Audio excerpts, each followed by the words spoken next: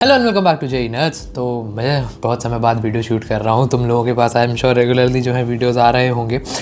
दिसंबर का महीना जो है शुरू हो चुका है जब मैं वीडियो शूट कर रहा हूँ। तो 3 दिसंबर आज तारीख है। 3-4 दिन के अंदर वीडियो तुम्हारे पास आ जाएगा।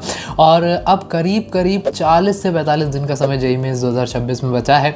तुम में से जो बच्चे अभी भी मॉक नहीं दे रहे हो, कोई फ़ायदा नहीं है, मतलब कोई फ़ायदा ही नहीं है, ठीक है। मतलब बर्बाद कर रहे हो तुम अपनी प्रिपरेशन अगर अभी भी मॉक नहीं दे रहे हो। तो प्लीज़ पहले तुम मॉक देना स्टार्ट करो।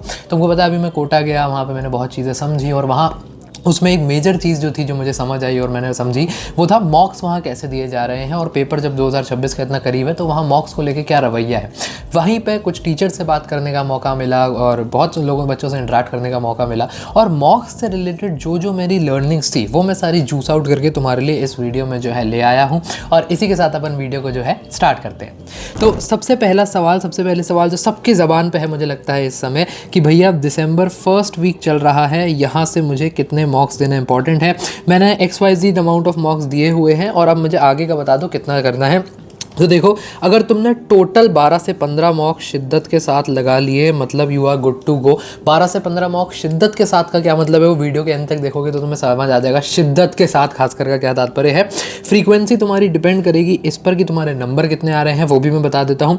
मान लो कि अगर तुम्हारे 100 से 120 नंबर आ रहे हैं तो अभी आने वाले 10-15 दिनों के अंदर तुम सिर्फ 1 या मैक्स 2 मॉक लगाओगे। और तुम अभी, क्योंकि तुम्हारा अभी सिलेबस जो है वो ढंग से कवर नहीं हुआ है, तुम्हारी अभी प्रैक्टिस ढंग से नहीं हुई है। अगर यहीं तुम्हारे 180 या 120 से 180 की रेंज में नंबर आ रहे हैं तो तुम 2 या मैक्स 3 मॉक लगा सकते हो। मैं फिर भी कहूँगा 2 ही लगाओ।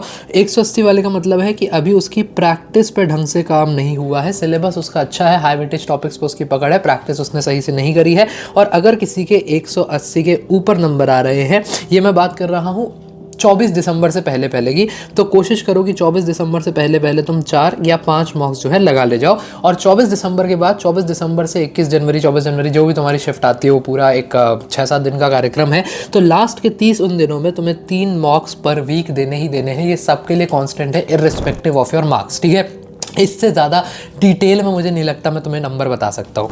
अब अगर तुमने अभी भी मॉक टेस्ट देना स्टार्ट नहीं करा है और तुम्हें एक अच्छी अफोर्डेबल मॉक टेस्ट सीरीज़ ढूंढ रहे हो जो कि PYQs तुम लगा चुके हो, तुम्हें नए सवाल चाहिए, अच्छे सवाल चाहिए जो पैटर्न पे बेस्ड हो, जो एररलेस हो, तो उसके लिए एक बहुत अच्छा रिसोर्स मेरे पास है तुम्हारे लिए। मैं बात कर रहा हूँ, इट्स कॉल्ड, पूरा बड़ा सा नाम है mission possible with Disha publications का 50 new syllabus JEE mains test series for 2026, ठीक है। अब जितना अच्छा एलैबोरेट नाम उतनी अच्छी एलैबोरेट ये चीज़ है। बेसिकली एक बहुत एप्ट टेस्ट सीरीज है जेईई मेंस 2026 के लिए। क्या क्या तुम्हें इसमें मिलता है, मेरी टीम ने पूरी एक लिस्ट तैयार करके दी है मुझे। सबसे पहला है कॉम्प्रिहेंसिव टेस्ट सीरीज जहां 15 मेटिकुलसली क्राफ्टेड टेस्ट बुकलेट्स मिलती है तुम्हें। हर पेपर के लिए एक सेपरेट बुकलेट तुम्हें प्रोवाइड हो रही होगी। एक तुम्हें सेपरेट बुक मिलती है चैप्टर स्नैपशॉट्स के लिए जहां तुम क्विकली चीज़ें जो है रिवाइज कर सकते हो मॉक देने से पहले। हर पेपर के लिए तुम्हें एक डिफरेंट OMR शीट मिलेगी ताकि तुम उस समय सीधा आंसर देखने ना कूदो, पहले मार्क कर लो फिर उसके बाद पेपर लगाने जाओ। सॉल्यूशंस में तुम्हें NCERT पेज लोकेटर मिलेगा। सॉल्यूशंस डिटेल तो मिलेंगे ही मिलेंगे, उसके साथ एक NCERT पेज लोकेटर ये प्रोवाइड करते हैं कि जहां भैया NCERT की थ्योरी में यहाँ से लिया गया है, अगर तुम्हें थ्योरी रेफर करनी है NCERT की तो वो भी रेफर कर सकते हो। और तो और भैया एक ऑल इंडिया रैंक प्रेडिक्टर तुम्हें AIR प्रेडिक्टर मिल रहा होता है, कौन से पेपर में तुम्हारे कितने नंबर आ रहे हैं, तो तुम्हारे लास्ट ईयर्स के ट्रेंड्स के हिसाब से कितनी ज़्यादा AIR बन सकती है। परफॉर्मेंस एनालाइजर तुम्हें मिलता है, ज़रा डीप में जाके तुम अपनी परफॉर्मेंस एनालाइज कर सकते हो। आने अपन वीडियो में आते हुए लास्ट में बात करेंगे मॉक एनालिसिस के बारे में, उसमें तुम्हारे बहुत काम आएगा। जेईई मेंस का ट्रेंड एनालिसिस तुम्हें करके दे रहे होते हैं। और ऑथेंटिक और एररलेस है ये भैया, मुझे मेरी टीम ने बताया, जितना उन्हें मटीरियल मिला वहाँ से ही समझ आया कि बिल्कुल ऑथेंटिक और एररलेस है। ऐसा नहीं कि पुराने सवाल उठा के डाल दिए, बिल्कुल नए पैटर्न पे बेस्ड जो अच्छे सवाल जिनके आने की संभावना बहुत ज़्यादा है, नए सिलेबस पे बेस्ड कंप्लीटली, वो इन लोगों ने बना के दिया है तुम्हारे लिए।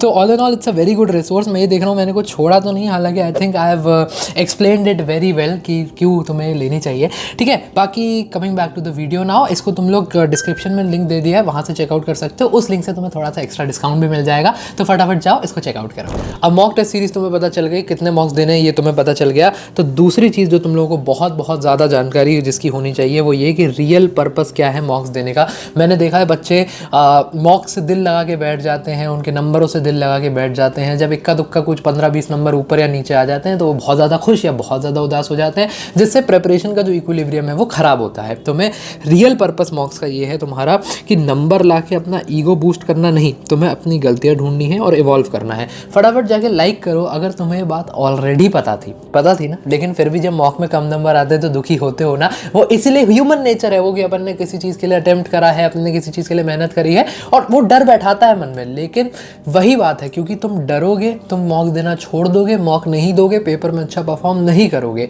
डरो मत, फालतू में दिल मत लगाओ। तुम्हारा जो एग्ज़ाम है वो जेईई मेंस 2026 है, वो 21 जनवरी के बाद होना है। ये जो मॉक्स तुम दे रहे हो इसके बेसिस पे तुम्हें कॉलेज नहीं मिलना है। तो प्लीज़ ऐसे परेशान मत हो, मॉक्स के नंबरों से दिल न लगाओ। मॉक्स का देने का पर्पस सिर्फ और सिर्फ समझना, सीखना और उन गलतियों पे काम करना है आगे के लिए, ठीक है। एक चीज़ और, मैं बच्चा बड़ा एक ये बात बच्चे मिस करते हैं कि मॉक्स को हमें वेरियस डिफ़िकल्टीज़ से लगाना है। क्या कहने का तात्पर्य है मेरा, हम सोचते हैं कि इसका XYZ इंस्टीट्यूट है, उसकी मॉक टेस्ट सीरीज़ बहुत डिफिकल्ट है, मैं ले लेता हूँ और बस डिफिकल्ट क्वेश्चन लगाते जाते हैं ना। किसी को लगता है कि XYZ कोचिंग की सीरीज़ बहुत ईजी है, ईजी वाली लगा लेता हूँ और मेरे 200-250 नंबर आते रहते हैं, वो उसमें खुश हो जाते हैं। ये भी गलत है। ना तुम्हें बहुत ईजी, ना तुम्हें बहुत डिफिकल्ट, अपने को एक अच्छा सेट ऑफ पेपर्स जो है वो प्रैक्टिस करना है। इसका एक बहुत अच्छा सोर्स जो है, इसका सोर्स एक बहुत अच्छा बनता है लास्ट ईयर के जेईई के PYQs। कुछ नहीं करना, अगर तुम कहोगे तो ये रिसर्च मैं ही तुम्हारे लिए कर दूंगा। लास्ट ईयर में कौन से पेपर में सबसे ज़्यादा कट ऑफ गया था, मतलब वो सबसे आसान आया था, एक बार वो पेपर उठा के देखो क्या उसमें तुम उतनी ही एक्यूरेसी के साथ सॉल्व कर रहे हो या फिर तुम कुछ सिली मिस्टेक्स कर जाते हो ये सोच के कि पेपर बहुत आसान है, फट कॉन्फिडेंस में आ जाते हो। लास्ट टाइम जहाँ सबसे कम कट ऑफ था जिस शिफ्ट का, उसको देखो, वो डिफिकल्ट पेपर होगा, देखो क्या तुम उसमें अपना संयम बरकरार रख सकते हो या उसमें तुम फिर परेशान हो जाते हो। तो मैक्सिमम डिफिकल्टीज़ के पेपर जो है अपने आप को ट्राई करने हैं और उसका सोर्स भी मैंने तुम्हें बता दिया। अगर अभी तक बने हुए हो तो सब्सक्राइब कर ले जाओ, देख लो कितनी डिटेल में बात कर रहे हैं अपन, ठीक है। नेक्स्ट बात जो मुझे वहाँ से समझ आई, ये मुझे मेजर जो है, मैं इसमें कोटा का और एक टीचर है उनके साथ हमारा पॉडकास्ट भी कुछ समय में आने वाला है। आई एम नॉट श्योर, हो सकता है अभी तक आ भी गया हो जब तक ये वीडियो बाहर हो रही है। उन्होंने ये बात बड़ी अच्छी मुझे बताई, उनको बिल्कुल जाएगा इसका श्रेय। टाइम मैनेजमेंट सीखना मॉक्स के थ्रू सबसे ज़्यादा ज़रूरी चीज़ है और मॉक्स देने का एक बहुत मेजर पर्पस ये है कि वो तुम्हें टाइम मैनेजमेंट जो है सिखा देते हैं। कैसे? 75 क्वेश्चन 3 घंटे में सॉल्व कर ले जाना टाइम मैनेजमेंट नहीं है। That is not time management. Time management ये है कि तुम्हारी एक्यूरेसी हाई है। एक्यूरेसी का मतलब, मान लो तुम्हारे 75 में से तुम्हें सिर्फ 60 सवाल आते थे, 15 सवाल तुम्हें नहीं आते थे। क्या 60 × 4 240 मार्क्स तुम्हारे आ रहे हैं मॉक में? क्या तुम 240 में 240 स्कोर कर रहे हो? जितना तुमने अटेम्प्ट करा, क्या वो सारा का सारा तुम्हारा सही है या नहीं है? ये जो है तुम्हारे मॉक का पर्पस होता है और ये मॉक से सीखना है। बच्चा, उन सर ने ही मुझे ये बात बताई कि बच्चा क्या करता है, अधिकांश पेपर में ऐसा होता है कि बच्चे को चीज़ आती हुई होती है, वो घबरा जाता है, वो नहीं कर पाता, ऊपर नीचे हो जाता है, टाइम मैनेज नहीं कर पाता, XY बहुत n नंबर ऑफ चीज़ें हो सकती है पेपर में। लेकिन क्या जितना तुम्हें आता है उतना तुम स्कोर कर पा रहे हो, ये सीखना मॉक्स से जो है बात बनती है। और ये तुमने अगर वो वाली वीडियो देखी हो मेरी जनवरी अटेम्प्ट वाली जो मैंने अभी डाली अपनी गलतियों में, तो मैं इस बात से बहुत हार्ड रिलेट कर पाया था उनकी कि जनवरी अटेम्प्ट में मैंने भी गड़बड़ कर दी थी और यही गड़बड़ करी थी, आते हुए सवाल नहीं बना पाया था, एक्यूरेसी बिल्कुल बैंड बच गई थी। अगली बात की तरफ चलते हैं। प्लीज़ इस बात का ध्यान रखो कि जब भी तुम लोग मॉक दे रहे हो तो ऐसे हंसी खेल में मॉक को नहीं देना है कि 1 घंटा अटेम्प्ट करा, फिर बीच में 2-1 घंटा कुछ और पढ़ लिया या कहीं घूम आया, मज़े मारा है, फिर बचा हुआ मॉक 1 घंटे में देने लग गए, फिर बचा हुआ 1 घंटे में। ऐसे मॉक नहीं देना होता है। Every mock has to be given in a proper exam environment. पूरा जितना हो सकता है मिमिक करने की कोशिश करो। मिमिक मतलब कॉपी करने की कोशिश करो। कैसे कॉपी करोगे? पानी की बोतल वगैरह लेकर बैठो, 3 घंटे तक बिल्कुल नहीं उठना है। घर वालों को बता दो मैं मॉक दे रहा हूँ भैया, मुझे डिस्टर्ब मत करना, और अगर मैं आपको घूमता फिरता कहीं दिख जाऊँ तो इन्विजिलेटर का काम करना है, मुझे चुपचाप वापस बैठा देना। चीटिंग वीटिंग नहीं करनी है, बीच में फॉर्मूलाज वगैरह नहीं खोलने हैं, क्योंकि ये सब चीज़ें अगर तुम कर रहे हो ना, फिर मॉक देने का कोई पॉइंट ही नहीं निकलेगा। That is as good as कि तुम रेगुलर अपना प्रैक्टिस सेशन लगा रहे हो, वो मॉक नहीं है और वो मॉक की तरह काउंट भी नहीं होगा। एंड जो मॉक से तुम बेनिफिट्स रीप करते, क्या बेनिफिट्स हैं कि अच्छा, जब तुम पेपर का ऐसे mimic proper exam environment mimic करते हो ना, तो तुम्हें घबराहट चढ़ती है। क्यों? क्योंकि समय भाग रहा है, पानी पीना है, बाहर नहीं जा सकते, माइंड रिफ्रेश नहीं कर सकते। अब अब 3 घंटे बाबू इसी स्क्रीन के सामने बैठना है और कोई ऑप्शन नहीं है। ये एग्जाम एनवायरनमेंट में असल में होता है। आई एम श्योर तुमने अपने 10वीं के बोर्ड वगैरह दिए हैं तो तुमको ये बात पता है। तो इसलिए ऐसा एग्जाम एनवायरनमेंट मिमिक करो ताकि तुम इसके हैबिचुअल हो सके, ताकि तुम्हें इसकी आदत पड़े कि हाँ ऐसे होता है तो मैं क्या करता हूँ, कैसे रिएक्ट करता हूँ, और उसके लिए तुम अपने आप को प्रिपेयर कर सको। तो that is the major point यहाँ पे कि हर मॉक को जो है प्रॉपर एग्जाम एनवायरनमेंट के साथ देना है।